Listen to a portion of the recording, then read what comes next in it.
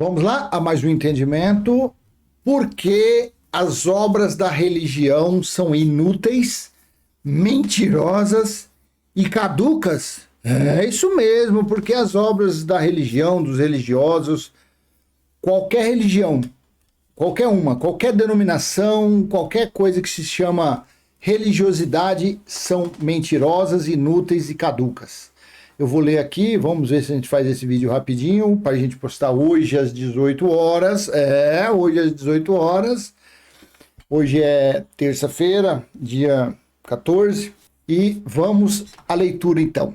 Leia comigo livro histórico de João. Livro histórico de João, não é Novo Testamento, é livro histórico de João, porque aqui o testador ainda ia nascer, aqui o testador ainda estava vivo. Para um testamento ter validade, o testador tem que morrer. Então, Mateus, Marcos, Lucas e João é lei, é livro da lei ainda, é da história de Jesus de Nazaré, não é Novo Testamento. Em João 1,17, porque a lei foi dada por meio de Moisés. A graça e a verdade vieram por Jesus Cristo. Porque aqui está Jesus Cristo, ou se eu colocar no texto da Bíblia, no Novo Testamento judaico, assim estará, veja. Yeshua Mashiach, Yeshua Mashiach, Jesus Cristo, não Jesus de Nazaré, não somente Yeshua, ou Filho do Homem. Aqui está Jesus Cristo, porque o Cristo foi o Messias. O Espírito, Jesus de Nazaré, foi o véu que revestiu o Espírito de Deus. Mas aqui não é esse tema, então vamos falar desse versículo muito importante. Porque a lei foi dada por meio de Moisés, a graça e a verdade vieram por meio de Jesus Cristo. Então aqui o escritor de João, ou se foi João que escreveu, ele estava dizendo que Moisés foi mentira. O que veio antes de Jesus era mentira, era trevas, eram maldições. E assim Paulo falou também lá na frente, lá em Gálatas mesmo, ele falou que as leis do Antigo Testamento eram trevas, eram maldições.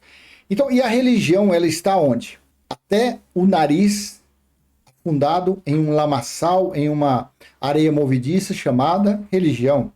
É assim ou não é? Ela está praticando obras do Velho Testamento. Ela pratica dízimo, oferta, batismo, niágua, buscar Deus em monte, buscar Deus em templo, apresentar criança, jejum, óleo na cabeça, homem de Deus, altar, buscar Deus em lugar que tem altar. Tudo isso é trevas, é maldições, tudo isso são obras mortas, tudo isso são obras inúteis, tudo isso é mentira. Depois que o Cristo ressuscitado apareceu a Paulo na estrada de Damasco, e Paulo, para ele foi revelado a sã doutrina, a graça do Cristo ressuscitado para pregar aos gentios e aos judeus que estivessem no meio do caminho. E Paulo disse em Romanos 2, lá no versículo 16, que todos seriam julgados no ano 70, no juízo de Deus, pelo evangelho que ele pregava, pelas boas novas que ele pregava. Não mais as boas novas da circuncisão pregada por Jesus de Nazaré aos judeus e nem muito menos pelas leis mosaicas. Assim foi. Então, o juízo do ano 70 foi justificada, foi sentenciada usando-se o evangelho pregado por Paulo.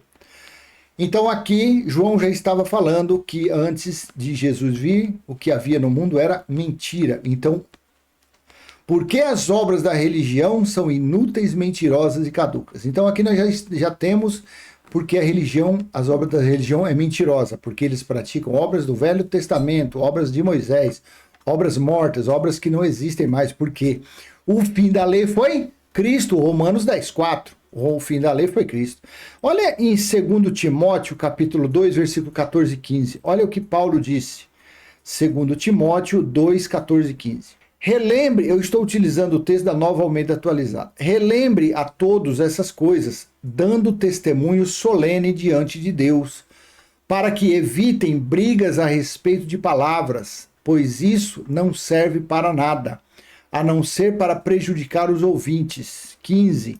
Procure apresentar-se a Deus aprovado como obreiro que não tem de que se envergonhar, que maneje bem a palavra da verdade. Onde está a palavra da verdade? Está em Moisés? Não, porque a graça e a verdade vieram por Jesus Cristo, Yeshua, Yahshua, Mashiach. Para os judeus veio através de Jesus de Nazaré, Yeshua ou Yahshua, sem o Mashiach, porque o Mashiach é o Cristo, significa o Messias.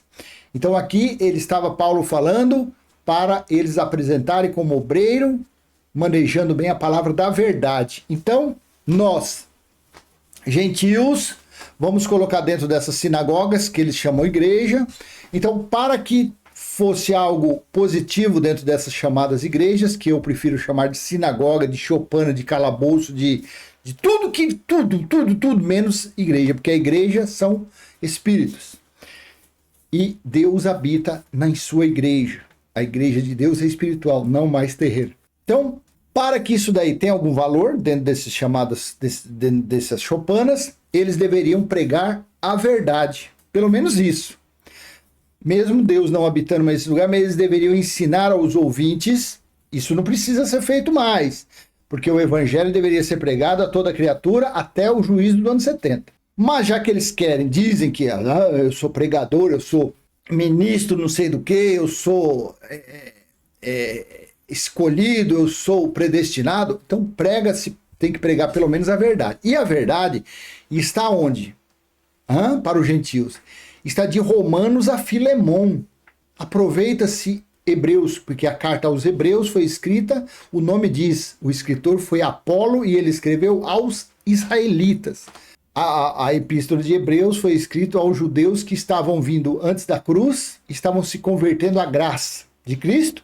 Então o escritor ali pregou aos hebreus. Então para o povo gentil, a base, o fundamento está de Romanos a Filemon, 13 epístolas. Então já que você fala que não, quero falar da verdade, porque aqui está falando, procure se apresentar-se a Deus aprovado como obreiro que não tem de que se envergonhar e que maneje bem a palavra da verdade. Então você tem que manejar bem a de Romanos a Filemon.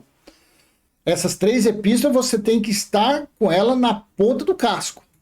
São 13 epístolas apenas. Você entendendo as 13, você vai entender a graça. Entendendo a graça, você vai entender de Gênesis até o livro de Judas, você vai entender perfeitamente. Você entendendo de Romanos a Filemon, você vai entender de Gênesis até Judas. Você vai entender tudo.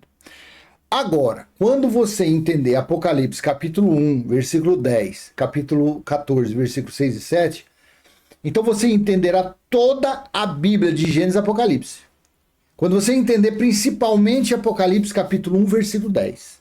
Para que serviu aquele dia do Senhor? Por que João foi mantido vivo para estar no dia do Senhor?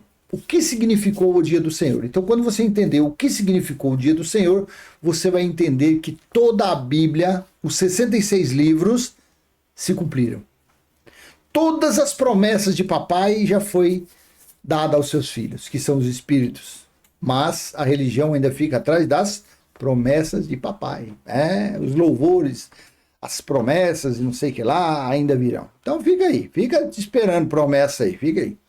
Então, para manejar bem aqui um obreiro, para ser bem nos dias de Paulo, deveria manobrar bem a palavra da verdade. E a verdade está no Cristo ressuscitado. Porque em Moisés era considerada como mentira, ou então era considerado como para eles lá, para os judeus. O porquê João disse que isso daqui, porque a lei foi dada por meio de Moisés, a graça e a verdade vieram por meio de Jesus Cristo. Então, se a graça, se a verdade veio, então antes tinha mentira. Não sei por que João ainda não tive esse entendimento, porque João falou que no passado era tudo mentira. Será que porque Estevão falou lá em Atos 7,53, vocês que receberam as leis por anjos, por intermédio de anjos, ou seja, aquelas leis não foram dadas por Deus, foi dada por intermédio de anjos, mas Deus permitiria que anjos dariam as leis? Eu tenho dúvida sim. Os 10 mandamentos foi Deus. Os 10 mandamentos foi escrito na pedra lá, dedo de Deus, lá foi dado os 10 mandamentos ao povo judeu. Agora, os 603 depois, aí foi Moisés, foi Arão, foi tudo. Tá? Aí é outra história. Em Tito, capítulo 3, versículo 9, assim está escrito: evite discussões tolas, genealogias, controvérsias e debates sobre a lei, porque são inúteis e sem valor. Por isso que o tema do vídeo, porque as obras da religião são inúteis, mentirosas e caducas. Então nós estamos na segundo item.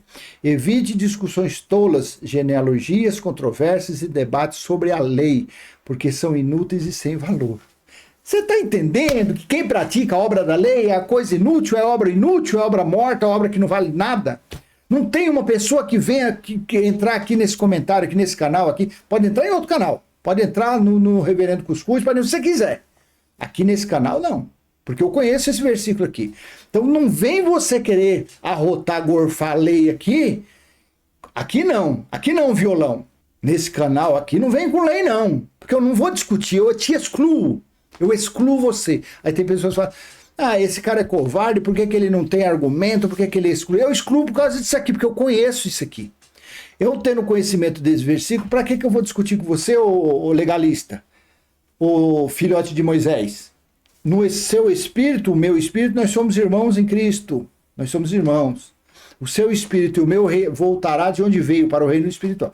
Agora, na carne, eu vou discutir com você? Até parece. Só se eu fosse muito comedor de mingau. Só se eu estivesse na papa igual você tá. Porque não adianta discutir.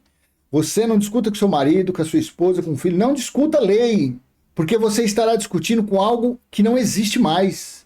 Você está discutindo, praticando obra inútil. Você estará discutindo coisas de trevas que não faz mais sentido. Deixa pra lá. A pessoa quer falar, não, mas eu dou dízimo porque Abraão deu o dízimo a Melquisedeque, porque ali era antes da lei. Dê tudo que você quiser. Faça igual a Abraão. Abraão foi lá na Guerra dos Reis, pegou os despojos, tomou os despojos, trouxe. Despojo é coisa que você toma. Então não era coisa que você plantava. Abraão não plantou uma lavoura, Abraão não criou lá utensílios na fábrica dele que ele tinha. Não. Ele foi lá na Guerra dos Reis, recuperou os despojos, tomou os despojos. Quando chegou em Melquisedeque, Melquisedeque mandou ele pegar lá alguma coisa. Ele não quis nem as correias da sandália, porque não era dele. E ele fez o quê? Ele deu o dízimo lá, o dízimo era 10%, ele deu tudo a Melquisedeque. Que dízimo? Tá tudo isso aí, não quis. Aí, pega-se Hebreus 7, que a essência de Hebreus 7 não tem nada a ver de dízimo a Melquisedeque. Se você ler, ali fala-se do sacerdote, do sacerdócio, do novo sacerdócio que seria espiritual e não mais terreno, que nunca mais mudaria o sacerdócio como era feito na lei. Você consegue entender? Aí eles pegam esses carnais, ladrões, mercenários, eles se utilizam de dízimo a Melquisedeque, que ali era para se referir à vinda da lei, à vinda dos sacerdotes, da tribo de Levi, e faz. Mas o principal assunto ali de Hebreus 7 significa ao sacerdócio. Não tem nada a ver, entendeu? Aí a pessoa, o seu vizinho, o seu parente, seu filho, seu marido, quer continuar dando 10% que ele ganha, fala para ele não dê 10%, não, dê 20%, para acabar a discussão. Não, mas eu tenho que guardar o sábado. Ei, bicho, não guarda só o sábado, guarda o domingo, segunda, terça, guarda todos os dias. Pronto, acabou. A melhor situação para você parar uma discussão, sabe qual que é? É o desprezo. Você ama o seu filho, o seu marido, mas naquele assunto que você já tem doutorado, você já é formado, você é pós-graduado, não discuta não, porque você estará discutindo com um bebezinho. Você já viu uma pessoa em sã consciência conseguir vencer uma luta lutando com um doido? Com um despombalizado? Não vence, porque o doido não tem rumo, o doido não tem bússola. Para ele, onde ele der o rabo de arraia, tá valendo. Você não, você mede as consequências, você mede para não bater na jugular, para você não matar ele, você mede para você não fazer outra coisa, para você não quebrar o pescoço dele, você faz, entendeu? O mínimo de conhecimento de artes marciais você tem, você vai evitar fazer aquilo. O doido não, filho, o doido desce é o sarrafo, não tá nem aí, onde pegar, pegou. Então, não discuta. Aqui, ó, evite discussões tolas, genealogias, que Abraão, que Matusalém, que... Você acredita que Matusalém viveu 1000 anos? Se você acredita que Matusalém viveu 1000 anos, então você chama Deus de mentiroso. Se você acha que Abraão viveu 500 anos, você está chamando. Sabe por quê? Porque em Gênesis 6:3, Deus disse que o espírito dele não contenderia com o homem depois mais que 120 anos. O prazo máximo de qualquer ser humano na Terra é 120 anos. Aí você pode pôr no comentário, então você não acredita em Matusalém? Claro que não. Eu acredito na Bíblia. Eu acredito na palavra de Deus. E o que é mais confiável? A história que Matusalém viveu 1000 anos ou o que Deus falou? Ele falou que o meu espírito não contenderá com o homem mais que 120 anos. Então pronto, acabou. Mas eu não vou discutir. Você acha que Matusalém viveu 1000? Eu acho que ele, então, pelo que você está falando, eu acho que ele viveu 1500 anos. Bota uns 500, a metade, 50% a mais para ele, para deixar ele mais feliz ainda, para você não discutir. Você conseguiu? Não, mas o Deus, eu tenho que domingo buscar papai lá no templo. Mas você vai só domingo? Vai não, meu filho. Vai segunda, vai todo dia. É lá que você acha que seu Deus está. Não vai explicar para ele que Deus não habita em templo feito mãos. Não perca seu tempo. Evite condições. Evite discussões tolas. Genealogias, controvérsias e debates sobre a lei. Aqui, não discuta a lei, porque são inúteis e sem valor. 1 Timóteo 4, 6 e 7. Olha aqui. Expondo essas coisas aos irmãos, você será um bom ministro de Cristo Jesus. Não Jesus, esquece aqui, não era Jesus de Nazaré. Alimentado com as palavras da fé e da boa doutrina que você tem seguido. 7. Mas rejeite as fábulas profanas e de velhas caducas. Exercite-se pessoalmente na piedade. Deixa eu colocar isso aqui. Eu quero ler isso aqui na Bíblia Viva, que quando se fala piedade, parece que lá tem outro entendimento. Na Bíblia Viva, 1 Timóteo 4, 6 e 7. Se você explicar isto aos outros, estará cumprindo o seu dever como um pastor digno. Nos dias dele existia esse dom, esse título. Hoje em dia não existe mais. Alimentado pela fé e pelo ensino verdadeiro que você tem seguido, a sã doutrina, não a lei, não a mentira. 7. Não desperdice o tempo discutindo ideias tolas, nem mitos e lendas absurdas. Gaste seu tempo e sua energia na prática de conservar-se espiritualmente apto. Então veja, lendas absurdas, que nem uma pessoa aqui. Ela entra aqui, não, você fala então que aquele Deus que andava no Jardim do Éden, aquele Deus não é o Deus dos deuses, não é Elohim, não é o Espírito. Por que eu falo isso? Porque nós sabemos que o Senhor é o Espírito. Ele é onipotente, onisciente e onipresente. Correto? Correto. Ele está aqui, ele está no Japão, na Coreia, ele está em tudo e em todos. Aí você fala assim, não, mas lá você vê a história que Moisés contou, que lá aquele Deus tinha 2 perninhas. Ele andava no Jardim do Éden. Quando Adão e Eva comeu a fruta lá, que se viram nu, aí se esconderam. Aí aquele Deus, aqui ó, nem mitos e lendas absurdas. Aquele Deus que andava, que tinha 2 perninhas, tinha corpo físico, porque Adão e Eva tinham corpo físico. Ele perguntou, Adão, onde você está? Eva, onde você está? Quer dizer, não sabia onde estava. Aí você vai querer discutir comigo e sabe o que eu vou falar para você? Fique à vontade. Que cor que era aquele lá? Você acha que ele era negro, europeu, japonês?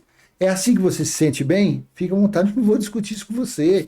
Não desperdice o tempo discutindo ideias tolas, nem mitos e lendas absurdas.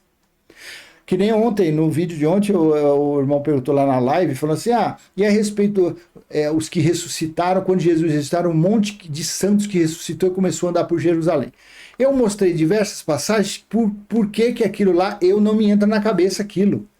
Mas você acha que um monte de corpos ali foram restaurados, foram colados de novo, foram refragmentados ali, tudo, e começaram a andar ali? Tudo bem, toca a banda.